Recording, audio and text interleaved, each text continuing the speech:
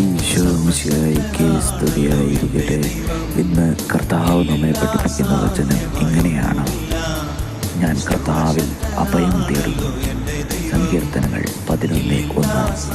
ഈ വചനം വെളിപ്പെടുത്തുമ്പോൾ നീ സങ്കടത്തിലായിരിക്കാം, നിന്നെ കുറ്റപ്പെടുത്തിയിരിക്കാം, നിന്നെ എല്ലാവരും വെറുത്തിട്ടുണ്ടാകാം, എല്ലാവരും നിന്നെ ഉപദ്രവിക്കുന്നുണ്ടാകാം. എന്നാൽ ആരൊക്കെ വെറുത്താലും ആരൊക്കെ നിന്നെ ഉപദ്രവിച്ചാലും നിന്റെ അപ്പനായ യേശുക്രിസ്തു നിന്നെ വെറുക്കുകയില്ല. അവൻ പണമോ പ്രശസ്തിയോ ഒന്നുമല്ല നോക്കുന്നത്, അവൻ നിന്നെ സ്നേഹിക്കുന്നു എന്ന് നീ ഓർക്കണം. കർത്താവിനെ സ്നേഹിക്കാൻ പറ്റുന്നിടത്തോളം കാലം നീ കർത്താവിനെ സ്നേഹിക്കണം.